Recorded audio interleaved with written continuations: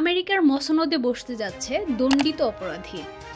Porn তারকাকে ঘুষ দেওয়ার মামলায় নবনির্বাচিত প্রেসিডেন্ট ডোনাল্ড ট্রাম্পকে নিঃশর্ত মুক্তি দেয় আদালত। প্রেসিডেন্ট হিসেবে শপথ গ্রহণের কেবল 10 দিন আগে এই মুক্তিদণ্ড মেলে ট্রাম্পের। শুক্রবার নিউ ইয়র্কের সুপ্রিম কোর্ট ঐতিহাসিক এ রায় দেন।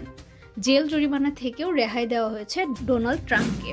এর আগে পর্ন তারকা স্টর্মি ড্যানিয়েলসকে ঘুষ দেওয়ার মামলায় ডোনাল্ড ট্রাম্পের সাজা স্থগিতের আবেদন খারিজ করেন নিউ ইয়র্ক হাইকোর্ট। 2016 সালের নির্বাচনের আগে স্টর্মি ড্যানিয়েলসের সঙ্গে তার শারীরিক সম্পর্কের পর ট্রাম্পের বিরুদ্ধে অভিযোগ ওঠে যে তিনি ওই পর্ন তারকাকে $1,30,000 ঘুষ দিয়েছিলেন, যাতে তিনি নির্বাচনের প্রচারের সময় এই সম্পর্কের কথা প্রকাশ না করেন। 2017 সালে ট্রাম্প প্রেসিডেন্ট হওয়ার পর থেকেই এই মামলা নিয়ে আলোচনা শুরু হয়। যৌন সম্পর্কের বিষয়টি চেপে রাখতে স্টর্মি ড্যানিয়েলসকে ঘুষ দেওয়ায় তিনি দোষী সাব্যস্ত হন। বিষয়টি বারবার অস্বীকার করলেও নিজের পক্ষে তথ্য প্রমাণ উপস্থাপনে ব্যর্থ হন ডোনাল্ড ট্রাম্প।